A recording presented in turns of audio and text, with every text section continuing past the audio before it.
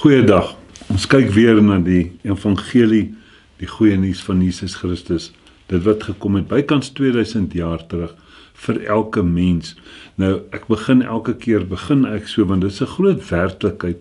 Maar baie keer moet mense vir jouself 'n vraag vra. Wat is die verskil?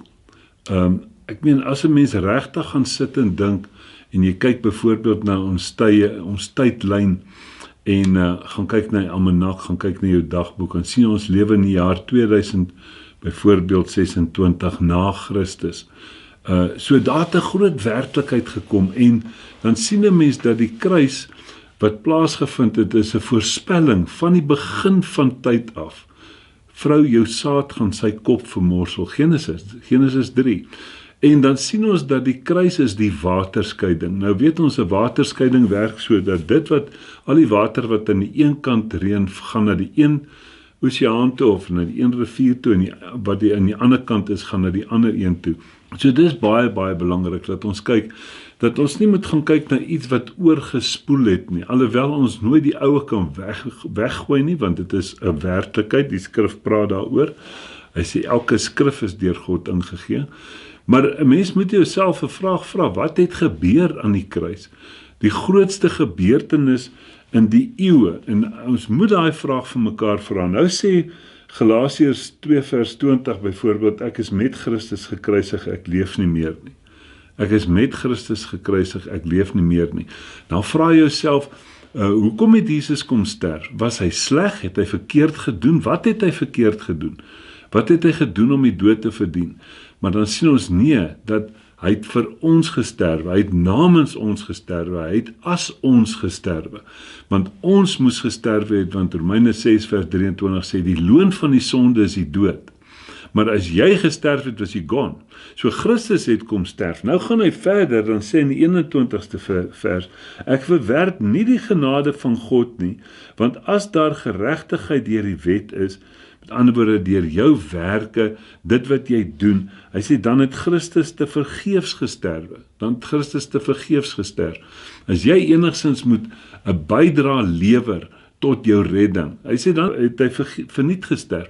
Nou, sit die mense en dink, dit kan onmoontlik so wees. En dan gaan kyk jy hoe baie keer die mens nog jou poging wil bysit, by, jy moet nou 'n beter mens word, jy moet nou verander. Maar wat het Jesus dan kom doen? Aan die ander kant vra ons onsself, as Christus vir ons kom sterf het, en hy het 'n werklikheid gedoen om dit wat in Genesis 3 voorspel was, hy dit kom doen, naamlik kom sterf, en na 3 dae staan hy op, hy het vir elke mens gesterf, na 3 dae staan hy op, en hy gee vir elke mens 'n nuwe lewe, sy lewe, die oomblik wat jy daai werklikheid aanvaar.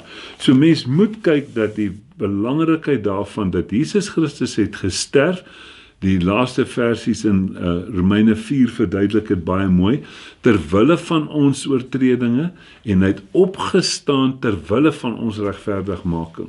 Mense, is heeltemal twee werklikhede daai. Nou, kyk wat sê 1 Korintiërs 15, hy sê, vers 14, en as Christus nie opgewek is nie, dan is ons prediking te vergeefs, en vergeefs ook julle geloof. Ons weet die hele Nuwe Testament gaan oor geloof.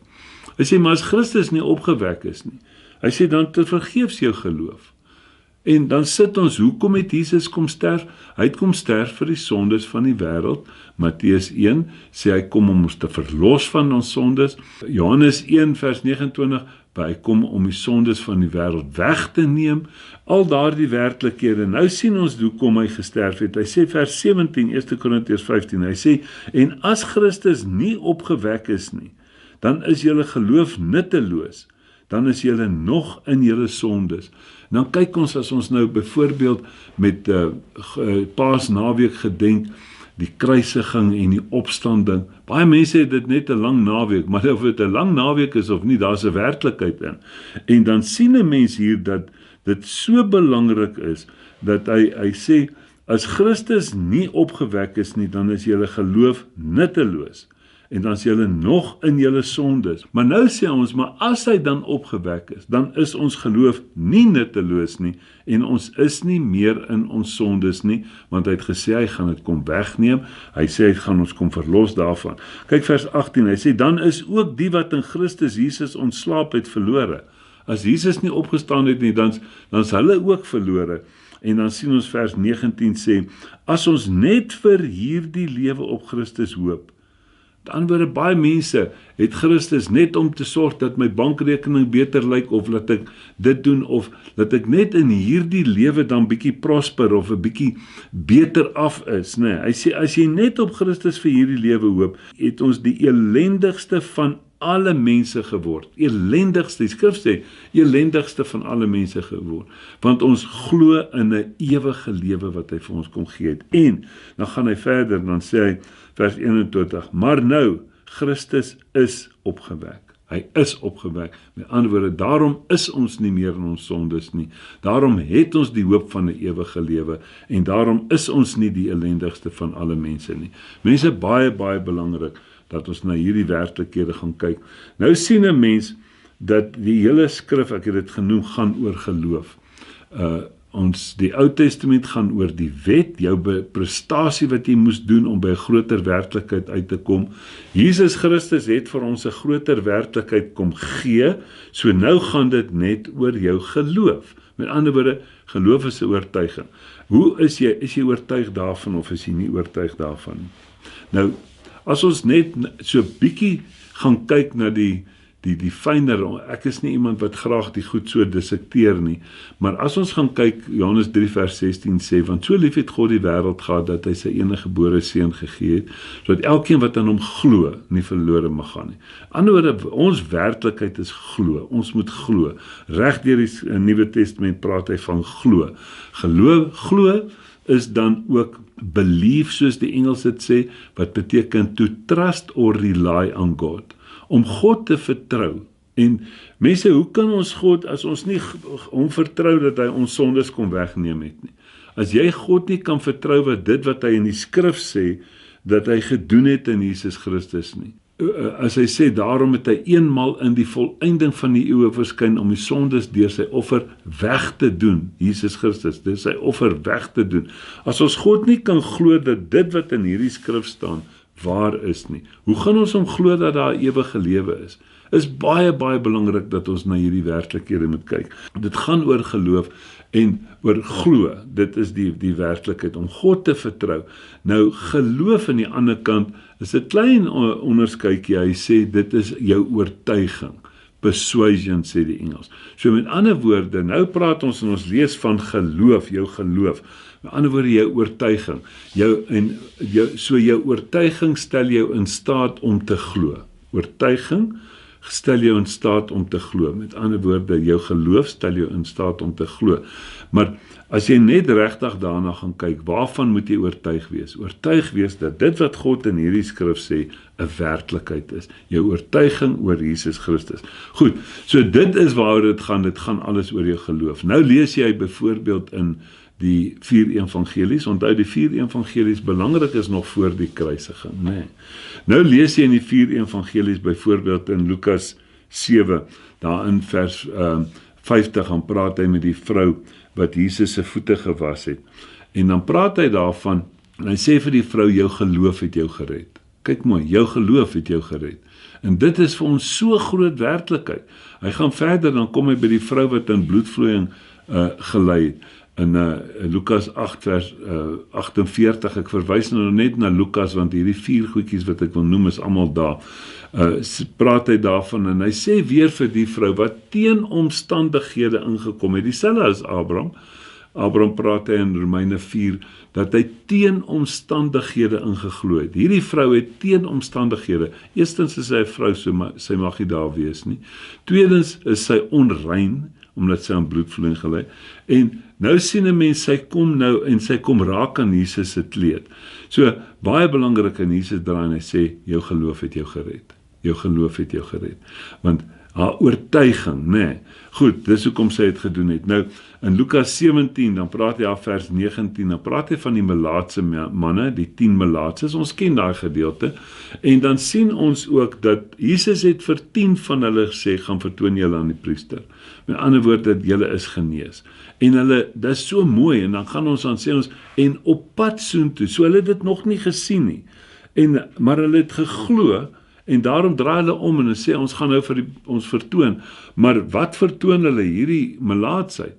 En net omdat hulle geglo het hulle op pad soontoe het hulle gesond geword. Joeg, mense geloof, is kwaai. Maar nou net een van hulle teruggekom en vir Jesus dankie gesê. En Jesus sê, jou geloof het jou gered. En die Engels sê, and he made him whole. Hy het hom heel gemaak. Nee, met ander woorde, afvingers het weer aangegroei. So dit is die groot werklikheid bo op die geloof, die dankbaarheid wat jou heel maak. Ons sit soveel keer, ons glo, ons vertrou die Here en dan praat ons bid en ons vertrou en dan gebeur die dinge. Maar ons kom nooit by heelheid nie, want ons vergeet om dankie te sê, wat eerstens net goeie maniere is, maar ja, so dit is belangrik. En dan sien ons hier in die blinde man in Lukas 18, wat Jesus dan ook vir hom sê, jou geloof het jou gered. Daar's 'n ander geleentheid, wat die hoofman oor 100, hy het mense, en hy kom na Jesus toe en hy sê dat hy wil sy knegt moet genees, en hy sê vir Jesus, dit is aan Matteus 18, gaan kyk daar so vers 13, kom hy en hy sê vir Jesus, hy sê, Here, u hoef nie na my huis toe te kom nie, want ek het ook mense onder my, en as ek vir die een sê, gaan, dan gaan hy, en as ek sê, kom, dan kom hy. Hy sê, u het hierdie werklikheid, nee, en hy sê, heiden, hy is nie eers veronderstel om te glo nie, en hy gaan, en hy sê, Here, sê net 'n woord, nee, en sê vir die siekte, hy moet gaan, want u is, soos ek, is u aangestel oor dit, en u kan sê, kom, en u kan die dinge roep, wat nie bestaan nie, u kan vir dinge sê, wat bestaan, om weg te gaan, en dit is so. Jy sien mense, Romeine 4 vers 17 sê, hierdie God wat dinge roep, wat nie bestaan nie, asof dit bestaan. Jy kan dit roep, en hy sê, en jy kan wegdryf. Jesus sê vir die storm op die see, gaan, wyk, nee, en hy gaan lê. So, dis waarna hy verwys, en Jesus sê vir hom, laat dit wees soos wat jy geglo het. Laat dit wees soos wat jy geglo het. Mense, alles gebou op jou geloof, en dis so fantasties. Nou kom jy en jy gaan kyk in die gedeeltetjie wat ek nou gelees het, in Galasiërs 2 vers 20, ek gaan hom net weer vir ons lees. Galasiërs 2 vers 20, sê ek is met Christus gekruisig, en ek leef nie meer nie. Ek is saam met Christus gekruisig, ek leef nie meer nie, maar Christus leef in my. En wat ek nou in die vlees lewe ek deur die geloof in die Seun van God, wat my lief gehad het, en homself vir my oorgegee het. Joeg mense, daar val jou hele ding plat. Daar die 4 gevalle en 5 gevalle wat ek genoem het in die 4 evangelies. Jou geloof, nou kom jy en jy moet hoor, jy leef nie meer nie. Hoeveel tel jou geloof? Ons moet hierdie dinge vir mekaar vra. Hoe goed kan jou geloof nou wees as jy nie meer leef nie? En nou kom hy en hy sê, ek is saam met Christus gekruisig, ek was in Christus gewees, God het my in Christus gesit, en ek is gekruisig saam met hom. En nou leef ek nie meer nie, so my geloof kan nie meer werk nie. Hy sê, maar dit wat ek nou leef ek in die geloof van Christus. Dis baie mooi, hy sê, hele paar plekke, sê die Engels het vir ons eintlik mooi, the faith of Christ. Nee, met ander woorde, die geloof van Christus, want daar's baie plekke wat hy vir ons gesê het, ons het die vorige keer daaroor gepraat, hy sê van geloof tot geloof. Hy sê geloof kom deur die gehoor deur die woord van God. As iets na jou toe kom, is dit nie joune nie. So geloof kom na jou toe. En dan sien ons hierdie werklikheid. Hy sê byvoorbeeld 2 Korintiërs 5 van vers 15 af. As een vir almal gesterf het, dan het almal gesterf, en hy het vir almal gesterf, sodat die wat leef, nie meer vir hulle self leef nie, maar vir die een wat vir hulle gesterf het, en opgewek is. So jy leef nie meer nie. Hy sê, daarom sien ons niemand meer na die vlees nie, na die ou mens nie, na die werke nie, na die gevalle mens nie. Hy sê, daarom, as iemand nou in Christus is hy 'n nuwe skepsel, kyk, die ou dinge het verbygegaan, kyk, alles het nuut geword. Watter dinge het verbygegaan? Onder andere my geloof. Dat dit nie gaan oor dit wat ek dink hoe dinge werk en hoe ek glo wat dinge werk nie. Ek begin kyk wat sê die skrif, wat sê Jesus, hoe werk die dinge? Wat sê God, hoe werk die dinge? En dit is my geloofssisteem. En daarom sê hy reg deur die skrif, sê hy vir ons, van Habakuk af, Romeine 1, Galasiërs 3, Hebreërs 10, dan sê hy, die regverdige sal nou net uit die geloof lewe. Jy trek nou uit die geloof uit, want dit is nie meer jy nie, want jy leef nie meer nie. Jy het saam met Christus gesterf. Mense, baie, baie belangrik. Geloof kom na jou toe. Hy sê, byvoorbeeld in Hebreërs 4 vers 2, hy sê, wat was die probleem met die mense in die Ou Testament? Hy sê, hulle het nie die geloof met hulle geloof gemeng nie. Met ander woorde, het geglo wat hulle wil glo, soos hulle glo, hulle tradisies, hulle oorleweringe, en nooit die werklikheid wat God vir hulle gebring het nie. Manna, elke dag, brood elke dag, water elke dag, maar hulle steur nie daaraan nie, hulle gaan oor wat hulle gedink het.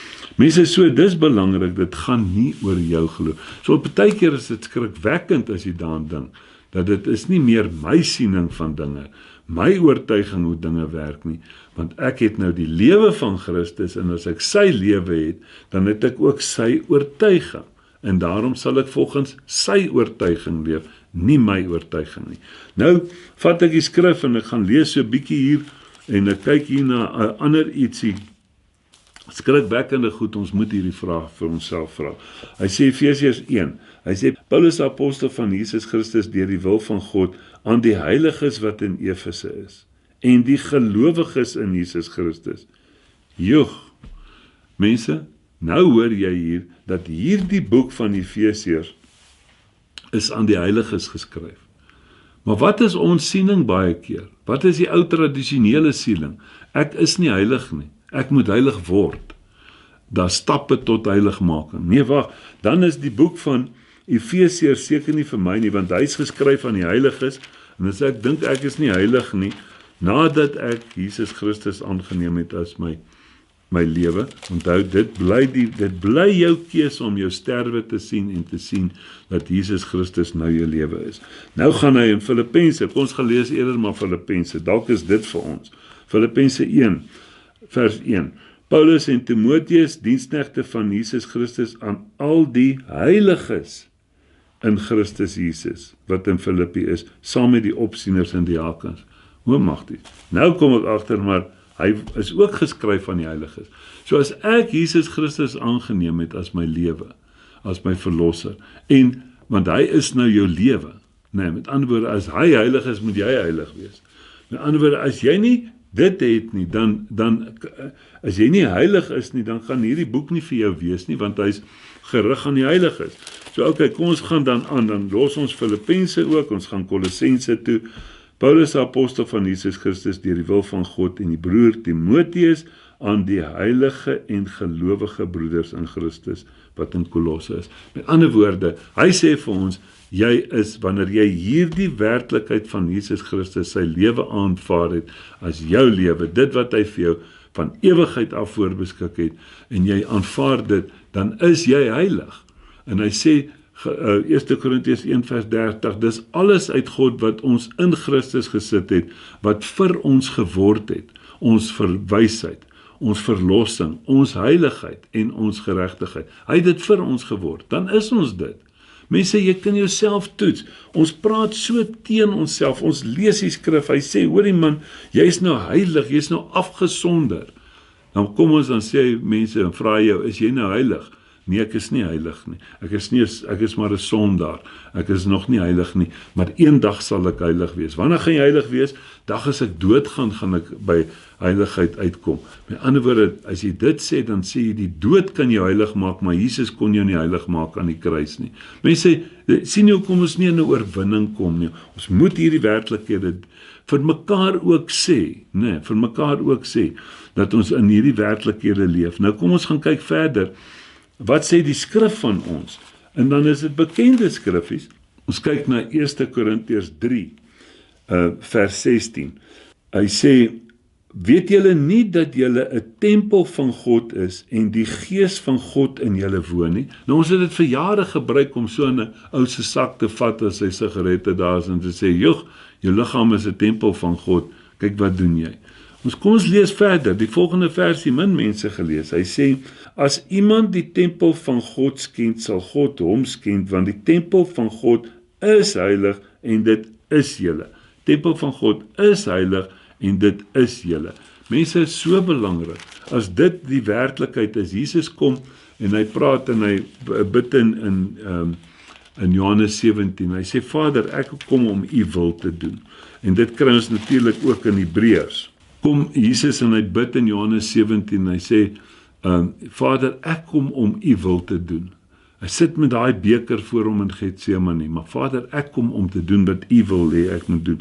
Ons bid in die Onse Vader, ons sê, "Laat u wil geskied." Dit is die begin van die gebed, nog hier vroeg, Matteus 6, "Laat u wil geskied." Nou kom in God se wil geskied. En wat is God se wil? Kom ons gaan kyk gou hierso na